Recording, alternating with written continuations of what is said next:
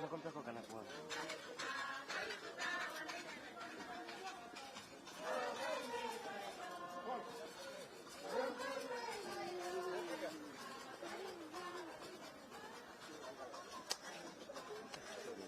Unashindwa bwana.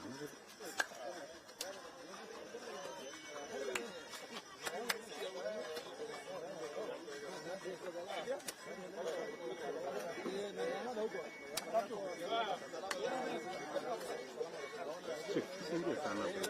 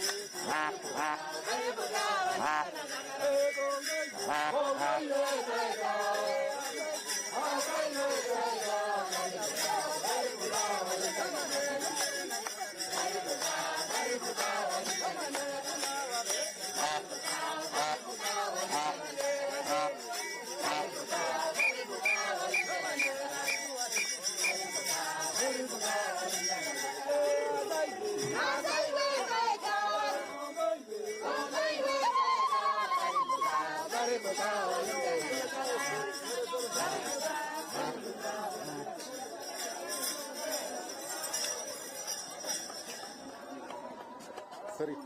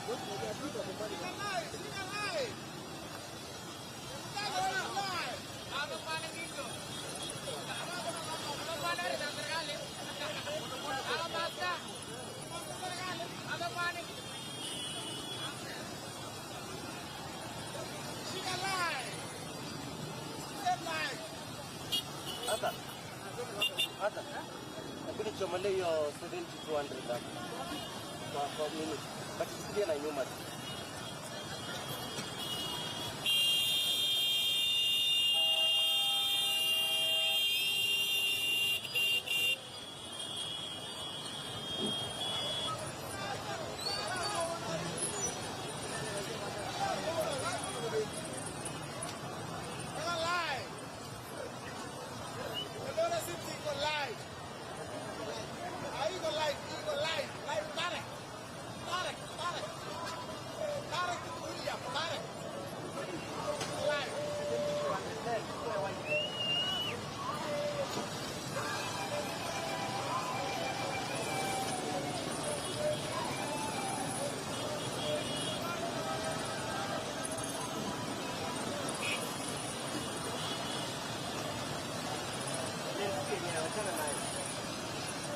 Kwa bagi yangu basi tutachukua.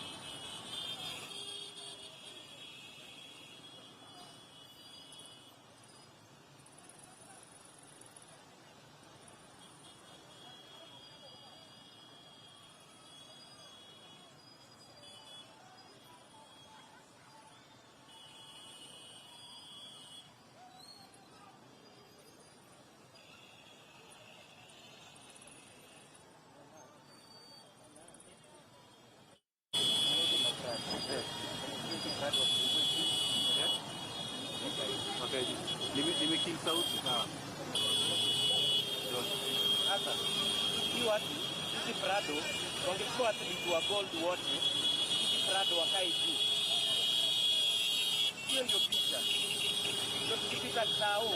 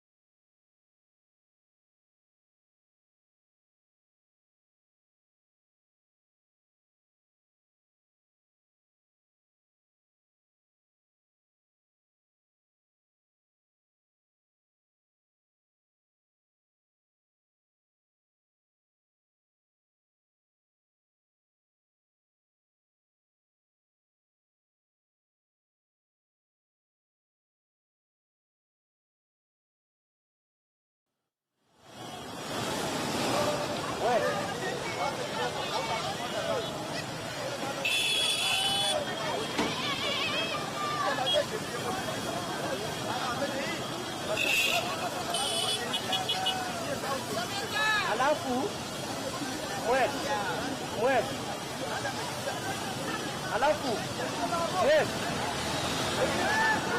Alafu yes.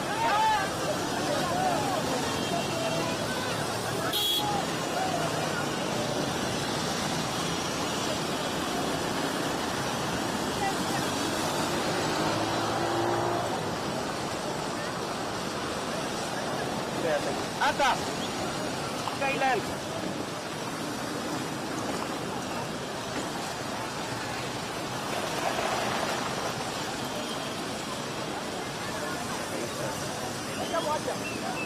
Sika. Sika.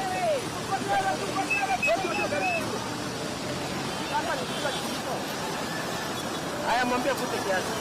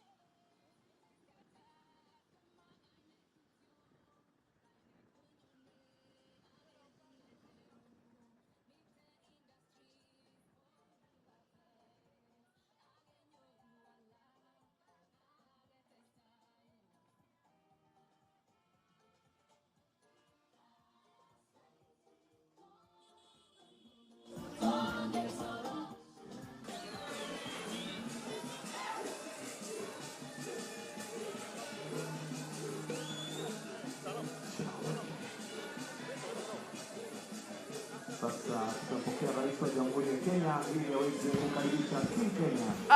Amere. From the Olympics.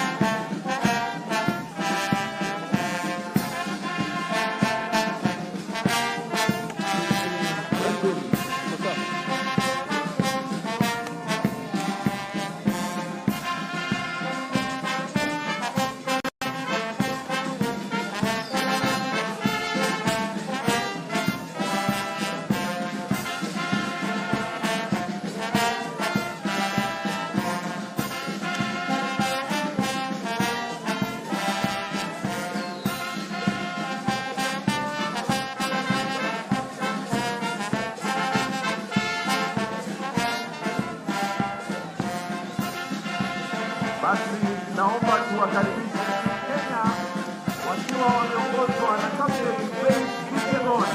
Wapi makofi ya Kenya? Wakionyesha bendera kwa Rais wa Jamhuri ya Kenya, Daktari William Samoei Ruto. We'll have the handing over of the flag.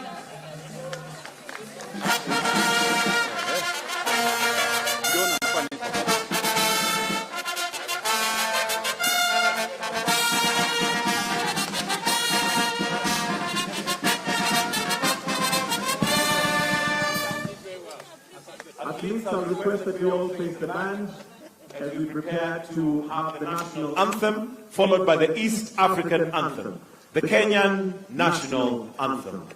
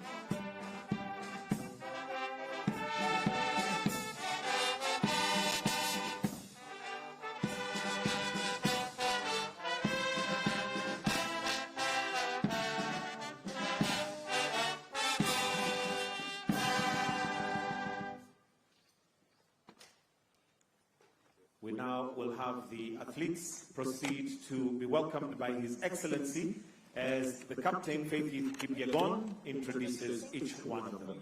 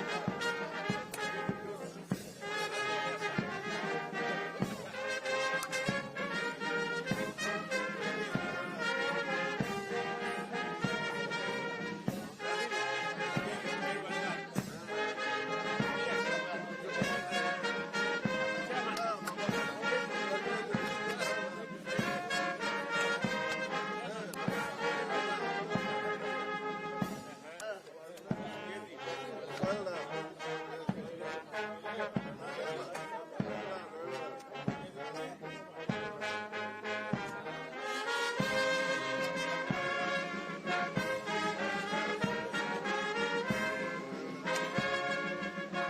Excellency, sir, will now request, Your Excellency will request that you join Team Kenya for a photograph.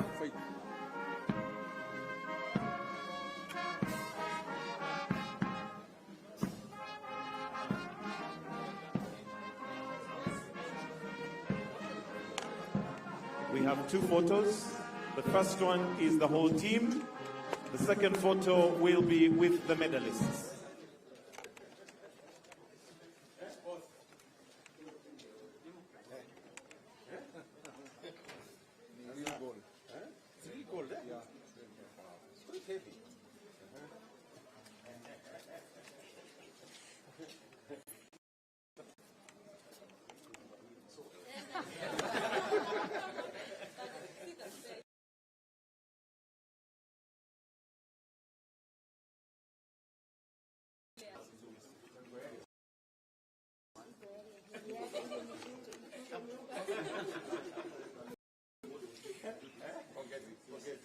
Thank you again.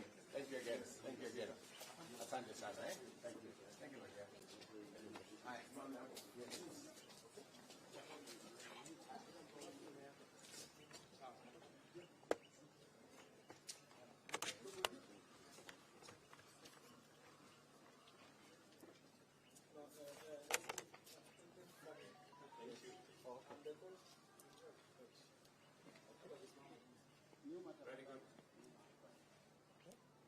Are you seeing everybody?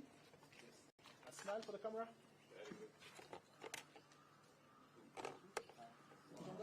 The next photo is without the officials, just the team, without the officials, kindly. Just the team.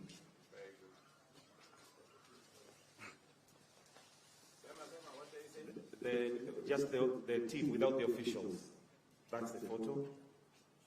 Then the last photo will be with the medalists only. So we kindly request that the rest of the team, we may proceed to your left to exit. We leave the medalists with His Excellency. Thank you. We may kindly usher the rest of the team to the breakfast session.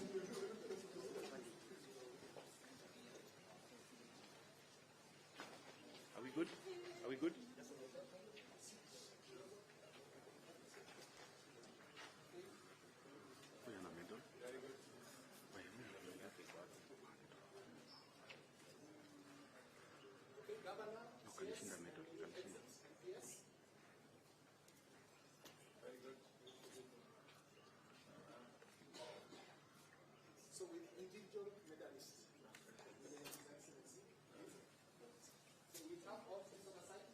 Starting with the captain.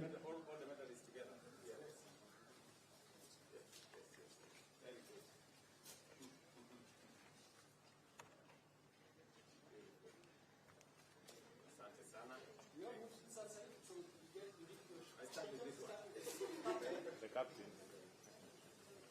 Good.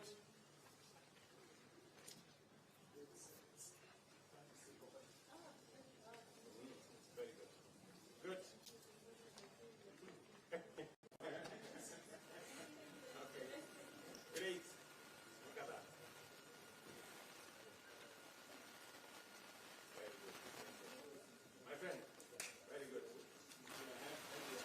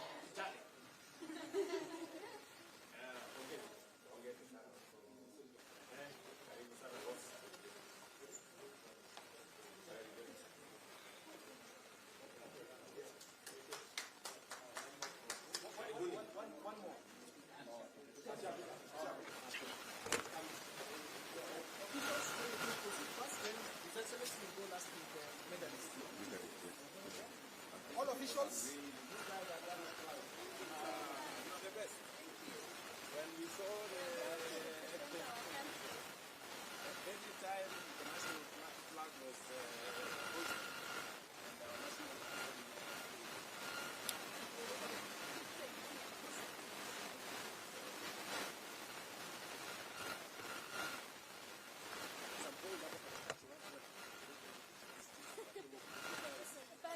You don't. They are doing a good job. Yes. Men, we have to pull up our socks. Yes. We have to pull up our socks. Is it? My goodness.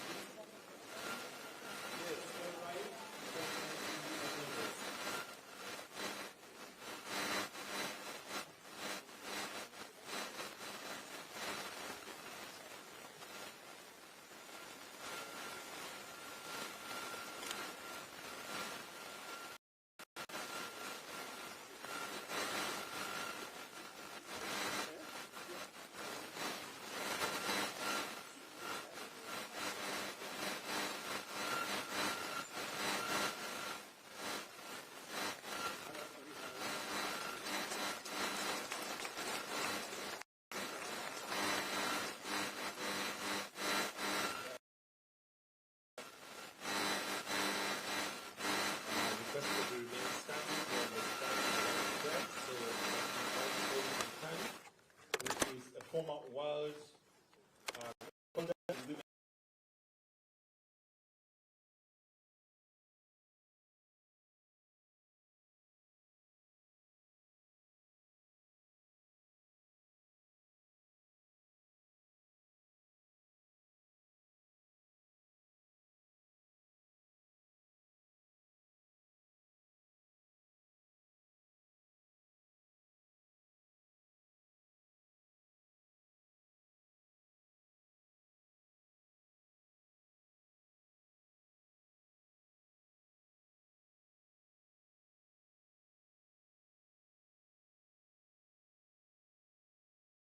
is a former world women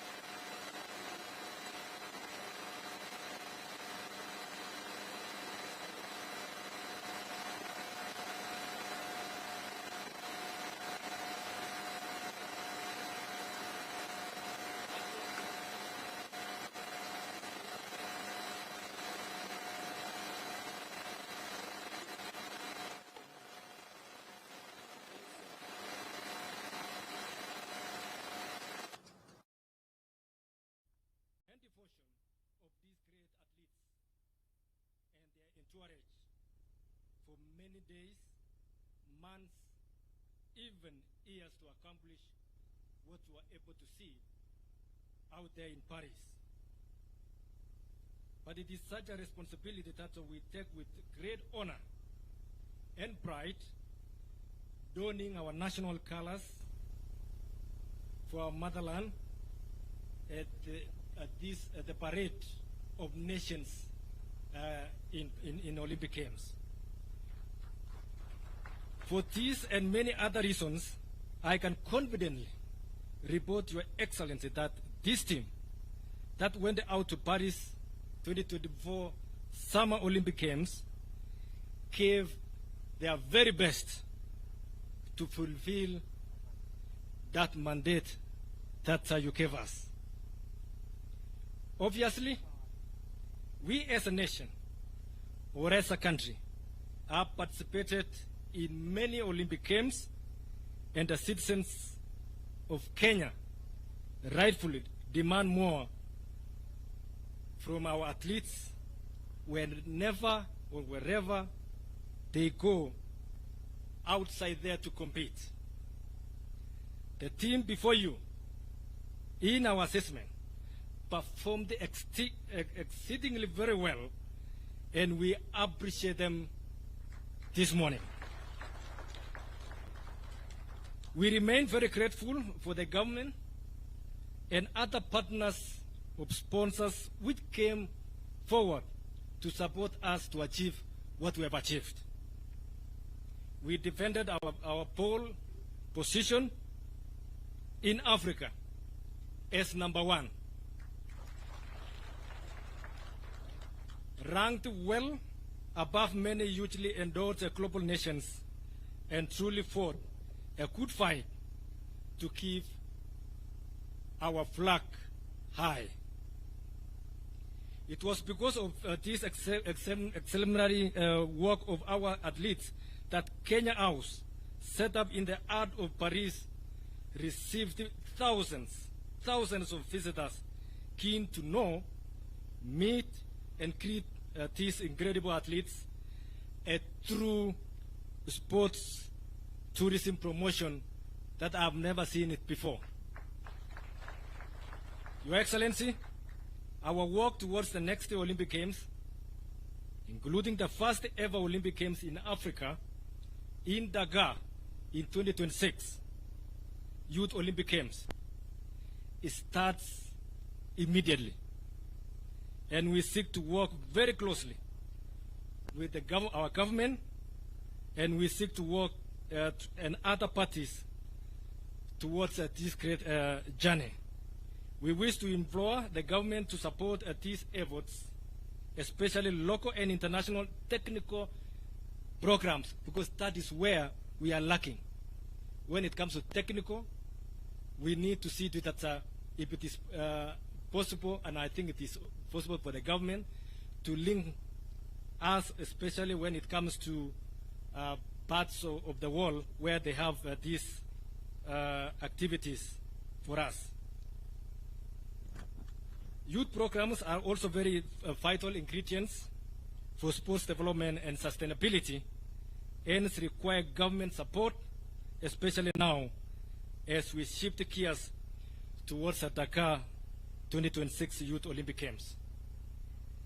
Your Excellency, most sports federations operate without, and this is true, I've been around for some time, that most of our federations, they don't have any physical offices, and it could go a long way if they could be given office space at our national stadiums, which we have, and especially at Nyayo and Kasarani, so that they can facilitate them to ease the accessibility and promote better services and governance at the same time. We have no doubt of this enhanced collaboration and partnership opportunities with and from other governments. Thank you once again, Your Excellency, for inviting and hosting us in this promptly well-prepared reception for all of us and in honor of the assignment that you gave us. Your Excellency, thank you very much. I think this team, they deserve this. Thank you very much, and may God bless you.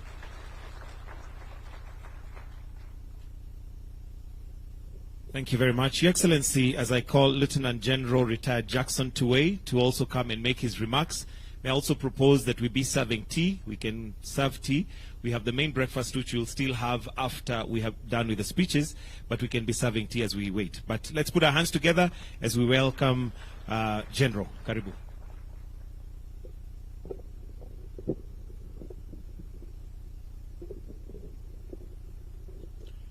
Thank you very much. Your Excellency, the President of the Republic of Kenya, the Deputy President, all the protocols observed. Your Excellency, the President of NOC, Paul Tergad, has said all that we wanted to say here. Mine is just on the athletics, because that is what we did there. And I want to introduce to you the athletes who went to Paris, and particularly the ones who came back with the medals. They did very well, and those who did well also. We had 44 athletes from athletics and 16 officials. Those are the ones who took part in the athletics during the Olympics in Paris from the beginning.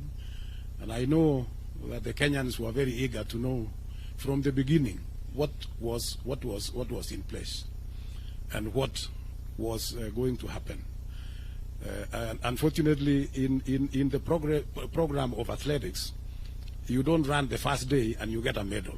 There is a process. There's a process that you go through from heats to qualification rounds until you get to the final. Sometimes one event takes a whole week before you get a medal out there, and you keep running, every now and then. So so you must qualify to the next round before you get to the finals. So that is the process of competition of athletics in any competition anywhere, and therefore that happened. And I know the Kenyans were very eager to see in the first week what was coming up, and that is the process. It's unfortunate you cannot get it immediately as you get there, but you have to wait. After the championships, Your Excellency, we came back with 11 medals. That is 4 gold medals, 2 silver medals, and 5 bronze medals, all making 11 in total. And according to us, this was the 3rd best performance since Kenya went to the Olympics from 1956 up to now. We know that in Rio Olympics and in Seoul, in South Korea, they had better gold medals, 6 each, but now this is the 3rd best outing for this team of Kenya. So we want to congratulate our teams, we want to congratulate our athletes, because they did extremely well. Your Excellency, the whole of Africa got 8 medals, 8 medals put together. Half of that came from Kenya. So 8 gold medals, 8 gold medals. Half of that came from Kenya because we got 4 gold medals. So we really appreciate our athletes because of what they have done, and that is really great. Of course, we were number 1 in Africa, as it has been said by Paul Tergad, and we were also number 2 in the whole world behind the United States of America.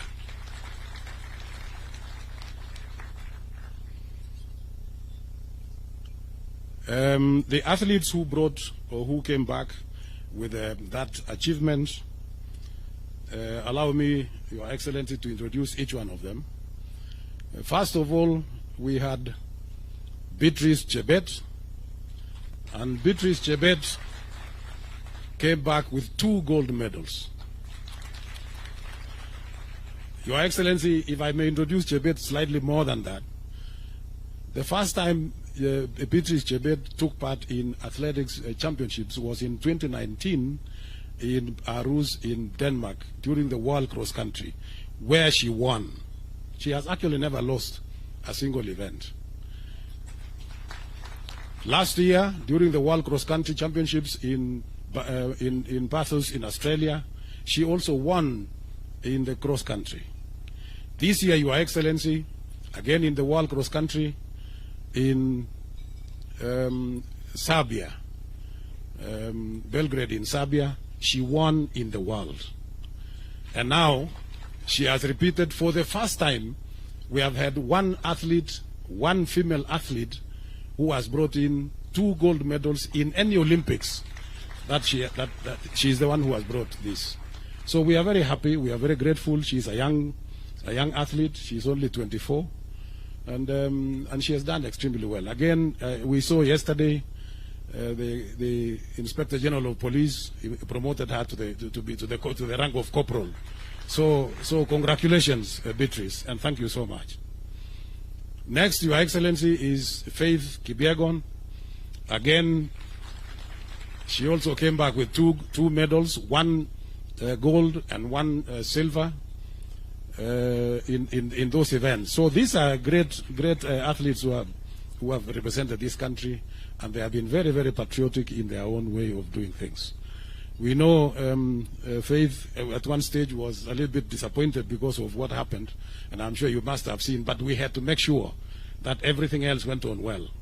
So congratulations. The other gold medal is Emmanuel Wanyonyi. Your Excellency, Emmanuel Wanyonyi has just graduated to the senior level. He was in the youth category until three months ago. So now he has graduated. He is now in the senior category. And he is the first time that he has won in the Olympics 800 meters gold medalist. Congratulations. Then we had Ronald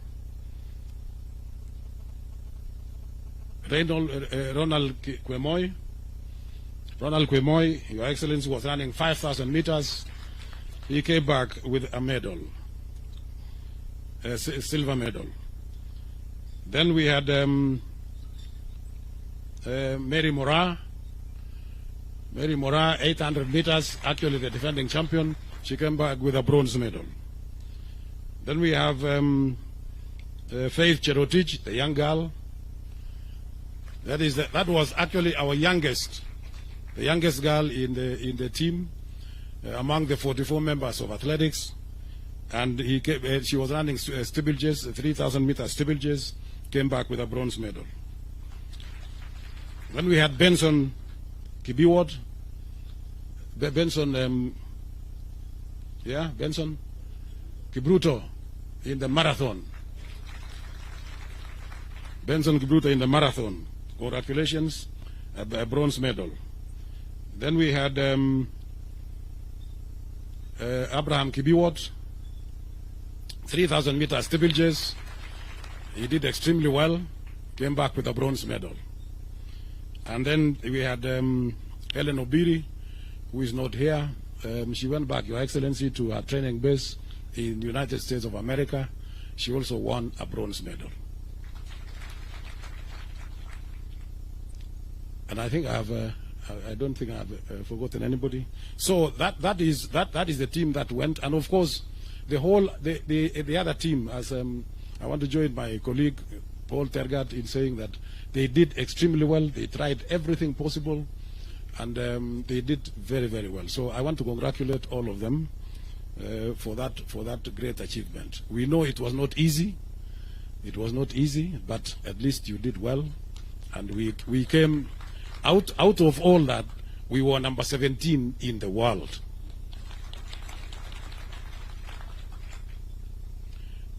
Your Excellency, as I finish my remarks, I want to thank you and the government of the Republic of Kenya for the support that you have given to these athletes. We are very, very grateful. We want to thank the ministry for the support that they have given us through the fund that has also given a lot of support. And we have started now the youth camps, so that we have the youth that will develop, that we need to nurture, so that they can develop into the just like Wanyonyi and Beatrice and even Faith. By the way, they all came from the youth. All the three of them came from the youth program. So now we have started that program, and it's going on very well. Every time when the schools are closed, we have those 45 teams in every part of the country. We want to cover every part of the country.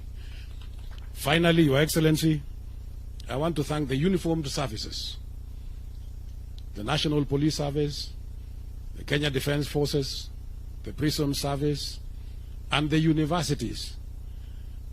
Those uniformed services have assisted us in particularly taking or recruiting some of our young athletes. And we are in very close contact, we are in very close cooperation with the services, so that anytime there is a recruitment, we coordinate together, we agree, we give them the results of each youth championships, so that they can now select from there. And that is how we promote this. The universities also are doing the same. And now, among our affiliates, those are our affiliates. Now we have invited newer affiliates, so that we can then take our level, our championships to a different level. There are three, in fact 4 we have invited. One is National Youth Service, because they have got a lot of youth who are not our affiliates. So we have invited them. Next year they will be in our championship. We have got Forest Service that are going to be our affiliates as well. We have got KWS that will be coming there. And above all, we used to have, Your Excellency, in the past, Kekoso, that used to challenge all these uniform services that I have talked about. Now they are also coming back, and we want to welcome all of them. So we are expanding.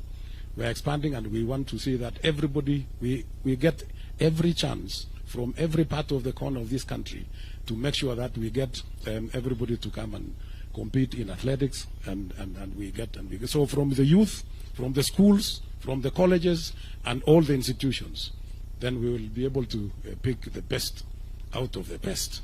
With those few remarks, Your Excellency, thank you very much. Once again, I want to thank all the Kenyans for the support that they have given us, and we wish you all the very best of luck. Thank you. Thank you, General. Your Excellency, next I would like to invite the captain of this great team. And ladies and gentlemen, we have the first bite of the cherry, so I want us to give her a very, very warm welcome. Faith Kipyegon, as she comes. Come on, let's give her a wonderful round of applause. Welcome.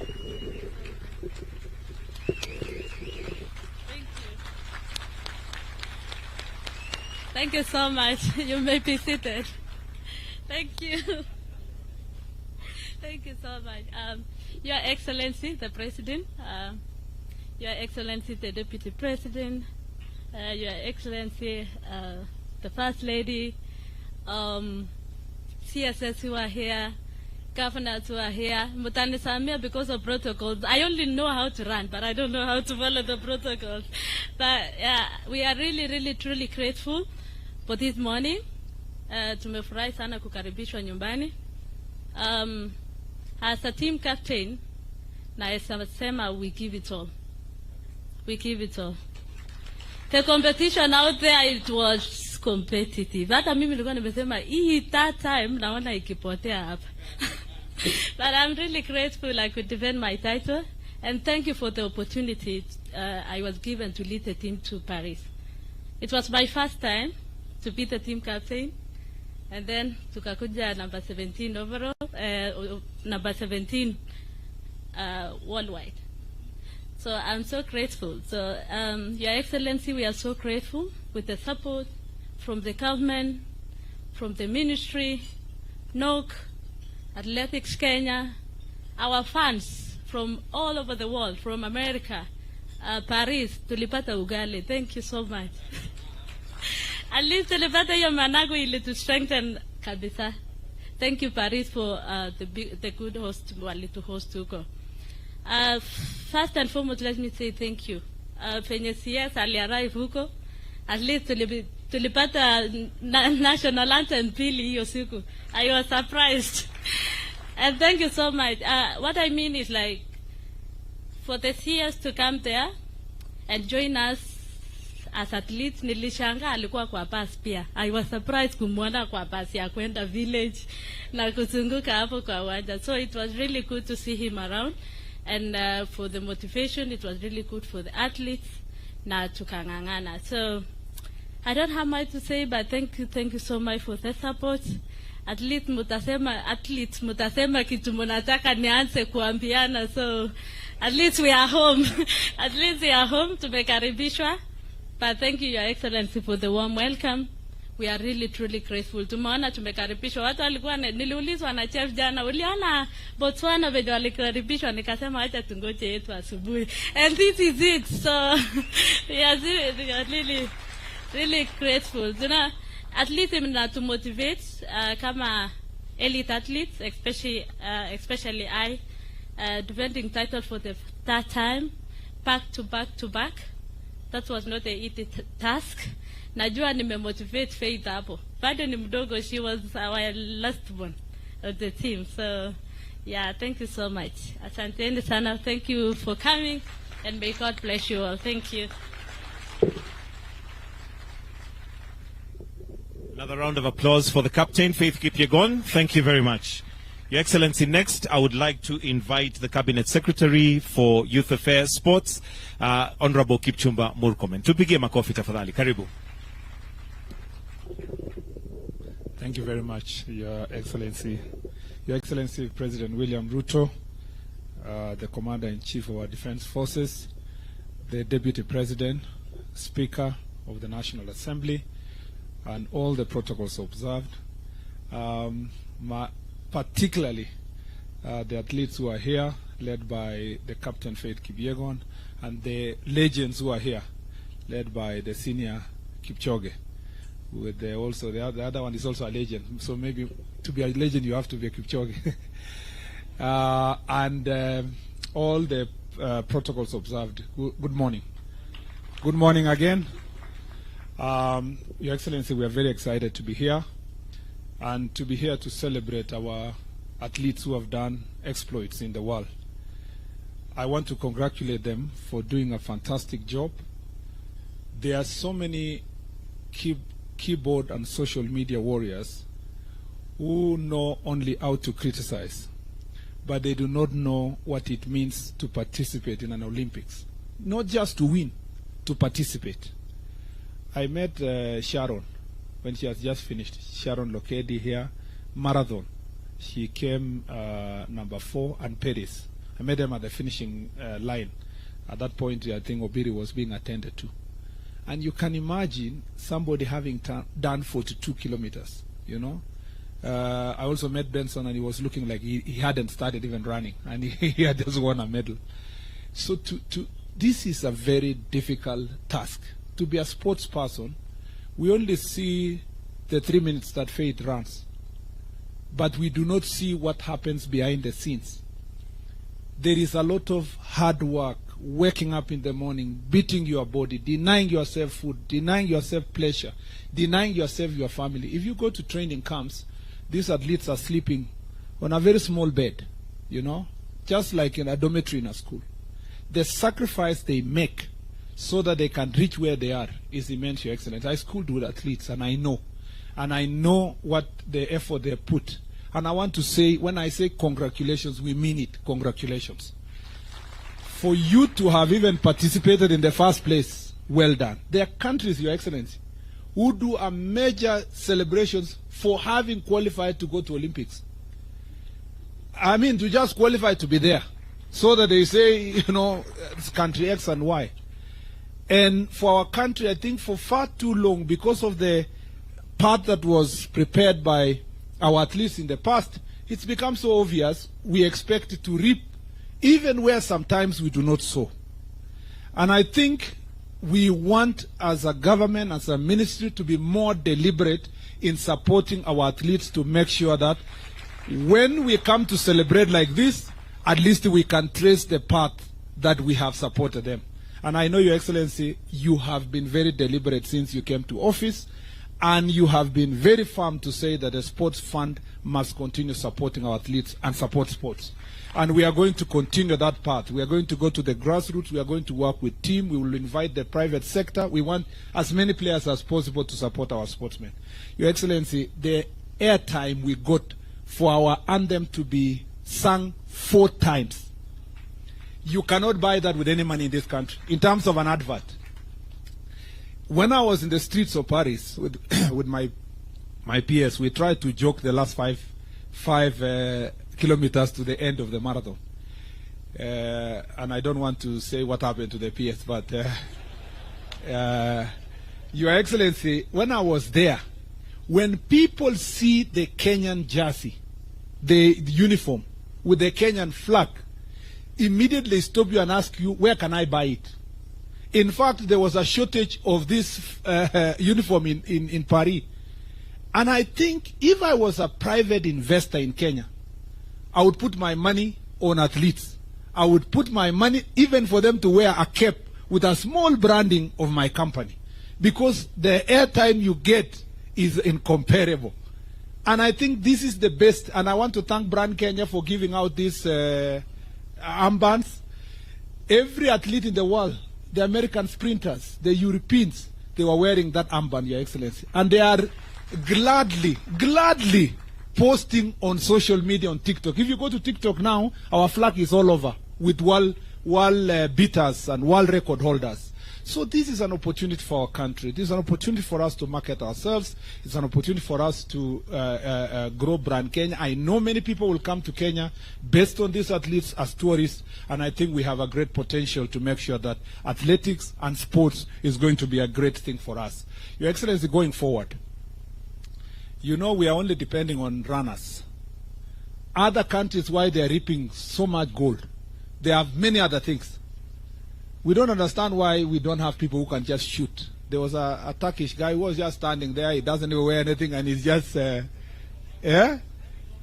Even archery, we should be able to participate. And we know where the problem is, Your Excellency. It's in the leadership of the federations. Most of the federations are not organized. And as a ministry, we want to promise that the federation for swimming, for badminton, for these archeries and all this, we are going to call them, we organize them, we support them, so that in 4 years we have more disciplines participating in the next Olympics. We need to return the days of Wangila with boxing.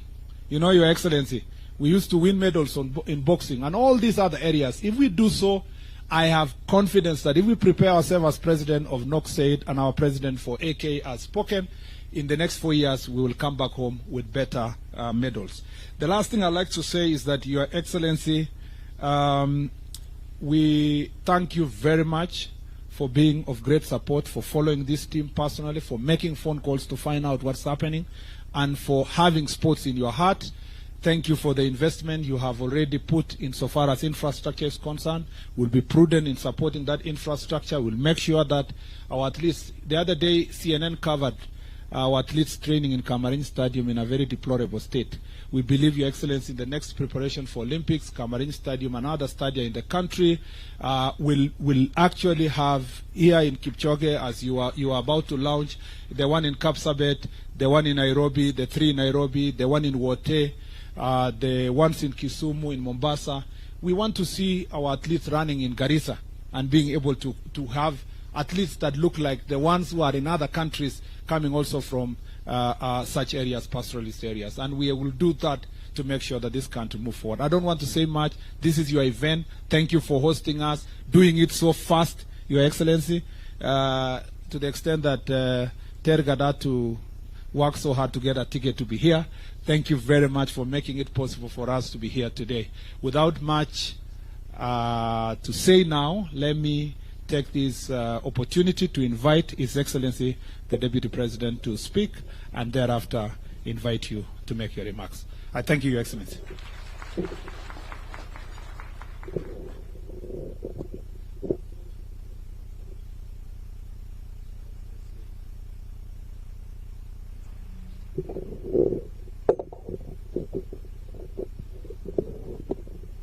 Your Excellency, our President, Dr. William Ruto, Your Excellency, the First Lady, Mama Ruto, the Speaker of the National Assembly, the Right Honorable Moses Wetangula, the CS, in charge of sports, our great heroes and heroines, the Olympians, good morning. Your Excellency, what a beautiful day, what a moment that we are here today, that our Olympians have arrived here, having honored the country, having dignified our country, and their president is here to receive them in the City of Champions, and later on award a charter to the status of this great Eldoret as a city. It's a momentous day. Your Excellency, these heroes and heroines have done our country proud. And the Olympics is always a unifying moment for the people of Kenya. As Kenyans watch the TVs and the national anthem is sung, there's a lot of nationalism and patriotism, and we really want to thank our athletes for the dignity they have accorded this great country. I want to encourage you to continue carrying the name of our country high. It's only probably these officials can engineer the rules, because the people of Kenya are normally very patient. The people of Kenya would like us to go straight to the finals and get the medals. If it were possible, I think it's something you can work on. Because even that impatience that was there is because they don't know that process. That for you to get a medal, you need to go through many processes. They just want the medal and nothing else. If that can be reworked, I think they can satisfy the people of Kenya. I don't think it is possible. I was telling the president this morning that in this country, if criticism was a sport, we would win all the medals. As we were waiting for the medals, all manner of critics in social media were all over hammering us. We are not doing well until the medals started coming. But I don't think the Kenyans were meant bad. I think they just won the medals. So we just have to bear with them. Finally, before I call the president, is to tell our athletes, our heroes and heroines, this sport comes with some little bit of money. Please invest it well, so that you live a good life after you retire. I did not know that this running had come with some bit of money. If I had known when I was young, I would have been a gold medalist. I did not know iko pesa hapo, lakini sasa tumejua. So we are talking to our grandchildren to start getting interested in running, because it comes with a bit of money. Please invest, and invest well, so that the name that you carry is dignified throughout your life. It will be very sad that after you are gold medalists, you have been to the Olympics, later on in life you are struggling, and people are asking what happened. That is a man, a woman we knew who was a champion in the whole world, who is struggling like the rest of us here. So please invest, and invest well. So let me take this opportunity now to ask all of you to be upstanding, and as the president to come and give his personal congratulations, and also congratulate the Olympians on behalf of the country. Mr. President.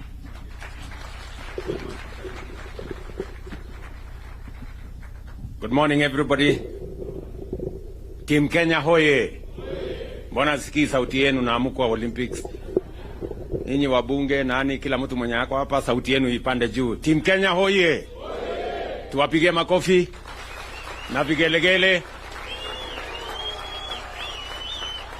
Asante sana. Thank you very much. You can take your seats. I must say this. I am truly proud of Team Kenya.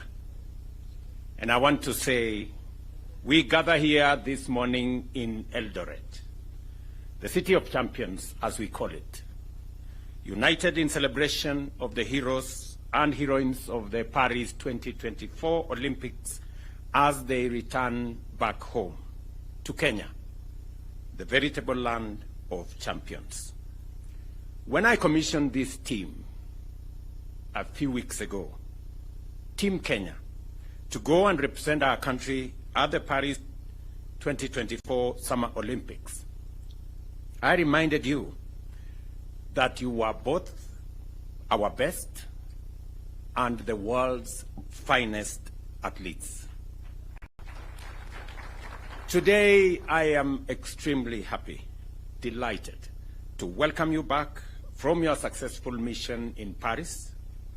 You undertook the calling and understood the burden of shouldering our collective aspirations and dreams as a nation on the global stage.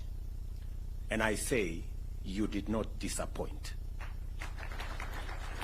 In Paris, our athletes once again demonstrated to the world that when it comes to endurance, determination, and the unshakable will to succeed, we are at the top of our continent and can match the best anywhere in the world. Just imagine, we became position number 17 out of close to 200 countries participating. And I think that's not enough. We became country number 2 in the whole world in athletics. As has been said here, there are countries who celebrate just to qualify to go to the Olympics. Yes, and I'm told number 1 is a huge country called the United States, which is almost a continent. Leading this remarkable feat were our golden stars. And you know them. Beatrice Jebet here. Tumpigie makofi huyu mrembo jamani. Who not only conquered the 5,000 but also brought home gold in the 10,000 meters, marking her place as a true queen of middle distance running. And of course, Faith, the one and only, Kipyegon, who continues to rewrite history with her 3rd consecutive back-to-back, as she says in her own words, Olympic gold in 1,500 meters and a silver in 5,000. And we all have a rough estimate of why that 5,000 went the way it did. Yeah? And of course we have Emmanuel Wanyonyi, who brought home gold in 800 meters, a victory that cements his status as a rising star in Kenyan athletics.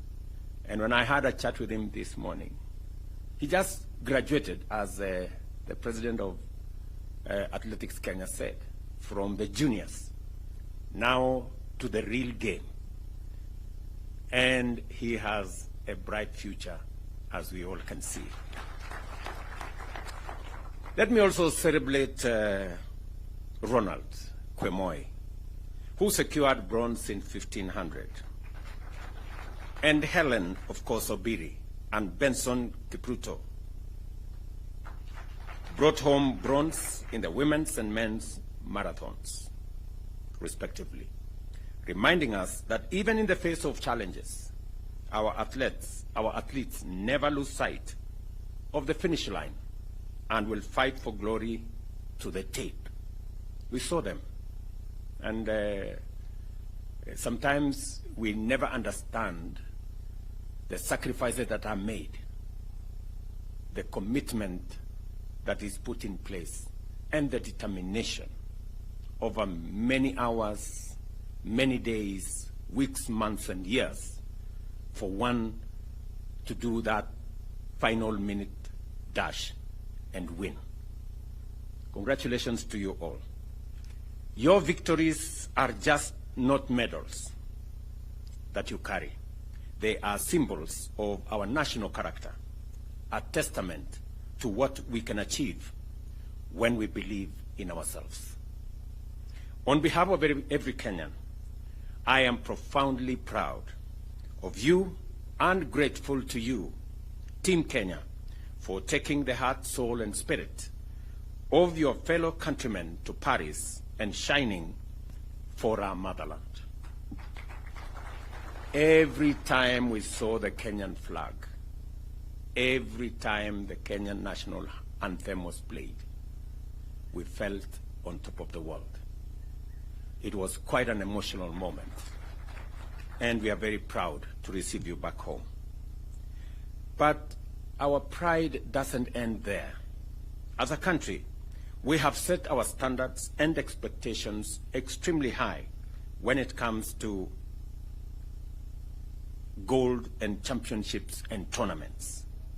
While we acknowledge your impressive performance, we also recognize that our potential remains immense. Our athletics are increasingly, or is increasingly, under encroachment from countries that have studied, learned, and perfected our skills to our detriment. As a government, at the national and county levels, we must scale up our deliberate collaboration with all stakeholders, such as sports federations, to develop a sports policy framework that will address these gaps and stop what is going on so that we can progress our sports ecosystem to the place where we all want it to be. We all know why we have 4 gold medals. Because the 5th gold medal on steeplechase is missing. Mr. Murkomen. You know, when immediately Kipchumba Murkomen was sworn in, I put him on the next plane, and I told him to go to Paris. And I am very confident that under your leadership, understanding very well, having learned in a school where sports, in Iten where sports was a big thing, I'm very confident that you're going to lead this ministry into where the sports fraternity wanted to be. As we honor these heroes, it is only fitting that we do it here in Eldoret, the city of champions, the newest city in Kenya today. And there couldn't have been a better celebration of Eldoret city than to do it with these Olympic champions.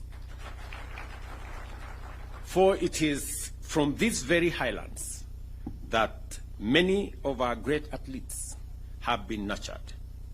Elevating Eldoret to city status is not just a recognition of its past.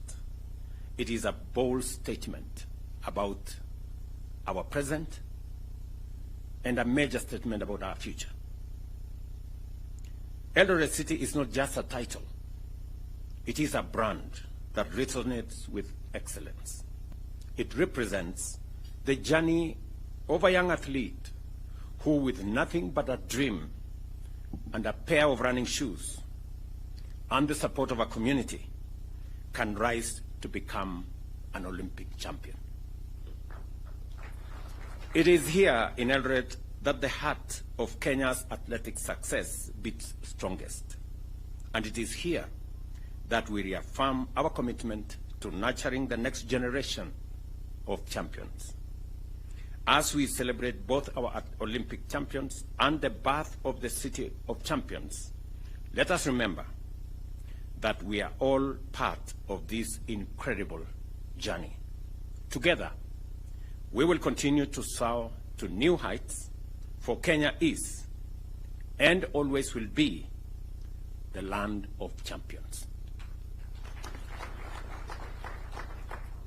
This morning is a great morning, ladies and gentlemen, as I receive Beatrice, Faith, Emmanuel, Kwemoy, Obiri, and all the good people.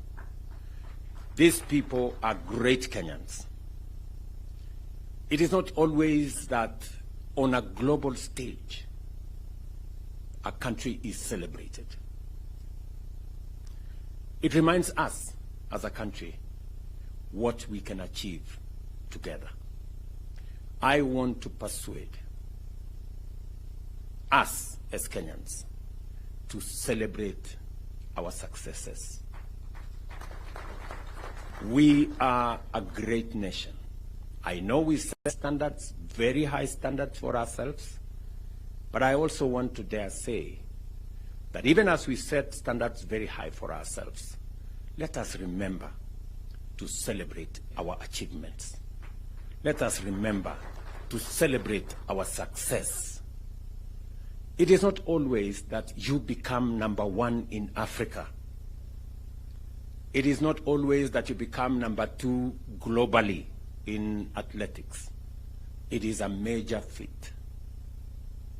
Even as we criticize ourselves, we must remember to celebrate our success so that we don't judge ourselves too harshly and sometimes bring down the spirits of the men and women who do their best, go out of their way, make sacrifices to make our country great. In our midst, we have great men and women. We have Kipchoge Keino here, a legend. Huyu mzee tumpigie makofi jamani. Can we celebrate Kipchoge Keino? Wapi nduru ya huyu mzee jamani, Kipchoge Keino. You know? We have always known Kipchoge Keino. In fact, many people think he is in the league of Vasco da Gama. Because he's part of our history. He's part of what we learned as we grew up. The fact that he's still here in our midst is a great testament of what sports can do to a person. Congratulations, Mzee. And we will continue to celebrate you. We have great sportsmen. Just seated next to him is a great medalist, gold medalist. Yeah? Ezekiel Kemboi. Tumpigie makofi Ezekiel. You know? At one point he was called Babayao of sports. Yeah? And of course we have the great man who is now the president of our NOC. You know? Paul Tergat. Pigeni makofi. And we have many. And what do I say? You know, about the man who tells us, no man is unlimited. Eliud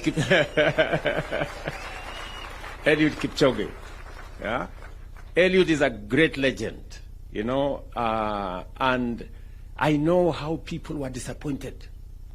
You know, many people, you know, made all manner of comments. How can Eliud not finish? You know? But Eliud, we celebrate you. You have held our flag high. You are a great Kenyan. You are a great legend.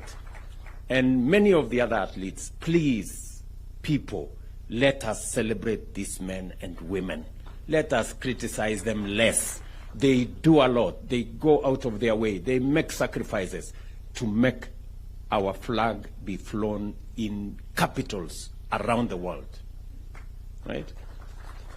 Tafadhali, you know, I know we set for ourselves very high standards, but we must be careful to know that when we are successful, we must remind ourselves to thank God and to celebrate and to appreciate.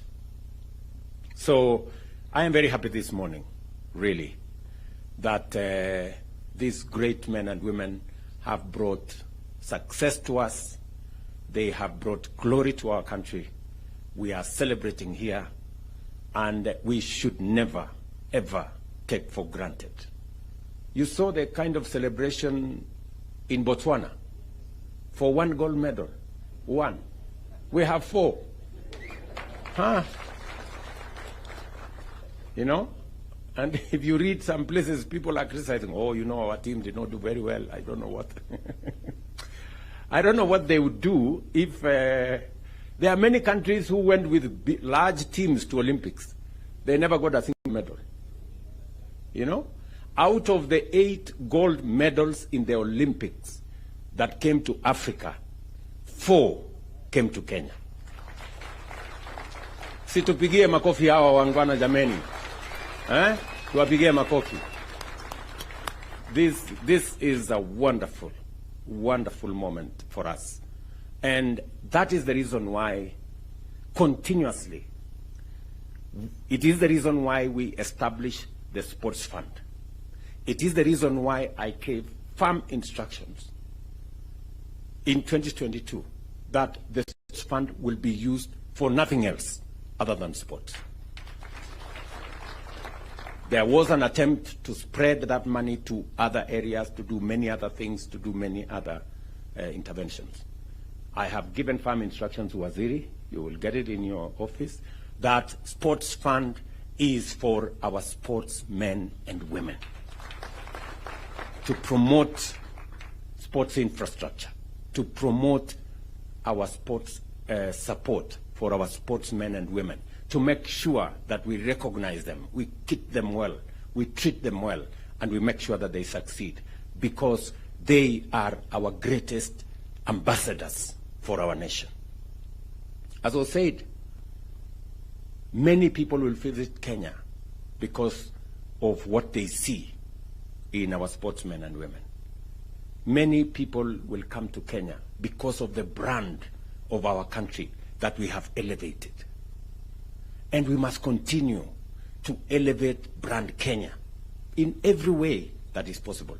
I wish every Kenyan can make a contribution, as small as it is, or as big as they can, to make Kenya that brand that the world wants to look up to. And we cannot brand Kenya by doing negative things. We can only brand Kenya by doing the things that the world can celebrate about us. And I am very proud this morning, almost emotional, that these sportsmen and women are making our country great. Look at Beatrice. You know, with her small body. You know. And she has made the whole world to stop and play the Kenyan flag. Can we celebrate this girl? Really? This girl, Faith, has done it countless times.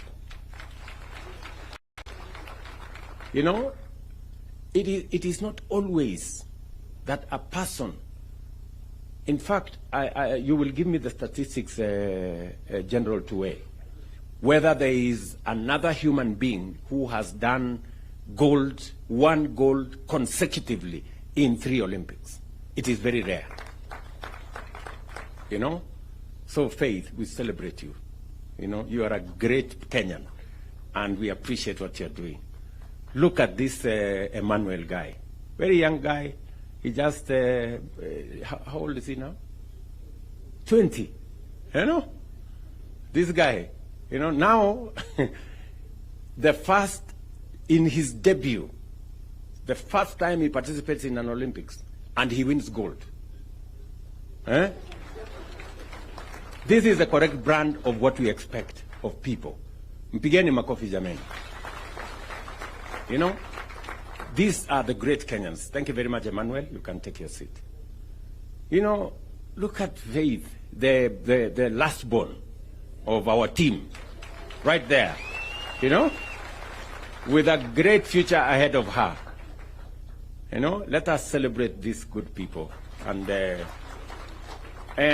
senior athletes, those of you who have gone ahead of these younger ones, please provide mentorship, you know, work with them, train them, and the Ministry of Sports, because we already have made the policy position known that apart from the sports infrastructure that we have put in place for all our sports, we need to expand and diversify our sports so that when we go to Olympics, we can get more talents rewarded. We can get more young people participating in different sports, being part of this great celebration. Waziri, you are aware We already are focused on another 25 sports academies around Kenya. I expect that after the designs have been completed, I already gave instructions on the designs to be done by the School of Tibet with other professionals, so that we make sure that we nurture talent from youth, from the bottom going up. The reason why we are expanding our sports academy to 25 different places in Kenya is so that, like the way, you know, Wanyonyi has come through, Faith has come through, Beatrice, from the juniors, that is where we need to build more talent.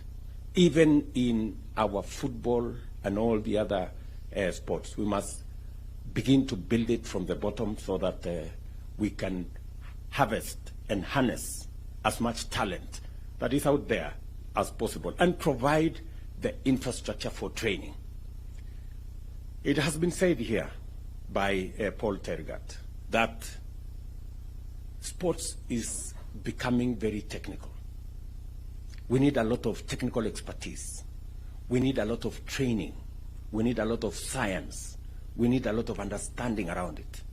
And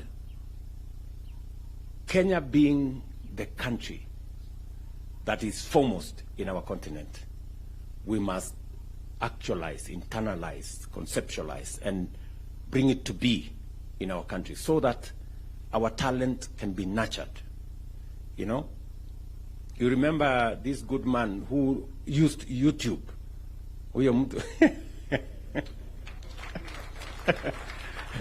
This Julius guy who went to YouTube because there was nobody to train him on javelin and all this. So he decided, okay, wacha niende huko kwa internet nijipange. So today, he just came back from the Olympics. And he was almost there. Mpigeni makofi. And so are the other athletes. I celebrate all of you. We will make sure that we give you due recognition, and the efforts you make, the sacrifices you make, we will, to the extent possible as government, try to recognize and reward those efforts that you're making. I have given very clear instructions to the ministry on the kind of reward system, you know, Waziri, on how, so that, you know, more young people can understand that there is something in sports, and the sports can be a career. And let me also say this, that we have a whole commercial business around these sports. You know, our business people are sleeping on the job. They are sleeping in business. You know, how can people be looking for Kenyan sports wear and sports gear in Paris and there is nobody to sell? You know, what are you doing here in Kenya? Kelele tu, tunapigiana kelele hapa. Watu wangekuwa huko Paris wakiuza vitu huko. So I want to encourage more business people, more enterprises, more companies to commercialize our sports, put in the money for us to have that brand that is Kenyan, and a brand that will earn more money for our sportsmen and women. I am looking forward to expanding the sports infrastructure. And I want to encourage not just government, but even the private sector. I know, for example, that around this region, there are facilities funded by different people. Those facilities should be taken to the next level so that we can have more young people access training, you know, sports gear, facilities, assistance, mentorship, as we deal with the menace of doping. We must deal with it firmly, decisively, so that it doesn't undermine our great talent as a country. I have spoken more than I should. But it's because I am truly proud of this team. And thank you very much for doing this for Kenya. thank you very much for coming this morning so that we can together inaugurate Eldoret City, the city of champions, together with you. There couldn't have been a better feat than you participating in this great celebration. So asanteni sana. I wish you well. I don't know, you're going to have breakfast. I know we are running short of time because the other event we are already behind schedule. Lakini muta kidogo. I am told you eat very little. Ama you eat little wakati muna practice. Mukitoka huko munafanya compensation. So karibuni sana for a quick breakfast so that we can go and do the City of Champions celebration. God bless you. I wish you well. Your Excellency, sir, before you depart kindly, we had the cash presentation awards. Okay. Let me introduce First Lady, Madam Rachel Ruto. She is here with me. And just the same way we have a last born there, I also have my last born there, Mia. Thank you very much. All right. So the cash presentation awards will start, Your Excellency, with the gold medals with Beatrice Chebet, Tumpigie makofi tafadhali, who won a gold, and she's the third woman in history to win both events. That's the 5,000 and 10,000 meters at the same Olympic Games. Let's give a hearty clap. The next gold would like to celebrate is that of Emmanuel Wanyonyi.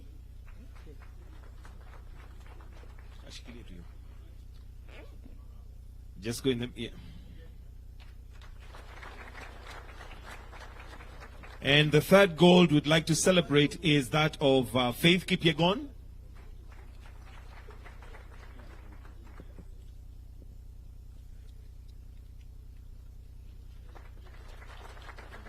And a fourth gold again by Beatrice Chebet.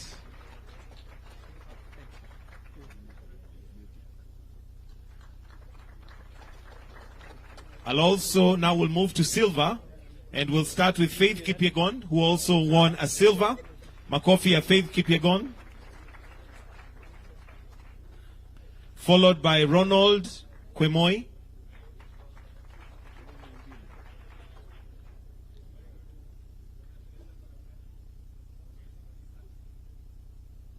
Then we'll now celebrate the bronze medals, starting with Mary Mora. Makofi Mary Mora. Abraham Kibiwot.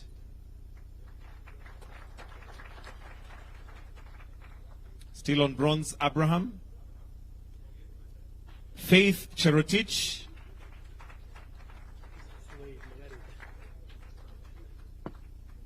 Then Benson Kipruto.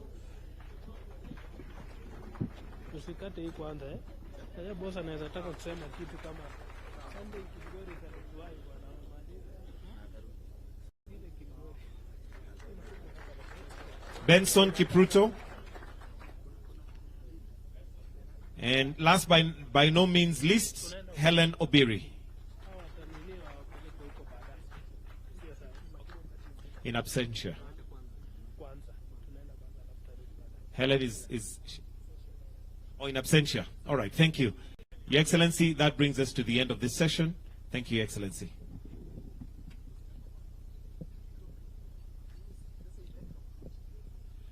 I am advised, Your Excellency, that the money is already wired to the account. So this was just purely for us to celebrate. Tuwapigie makofi, pesa tayari iko ndani. Thank you.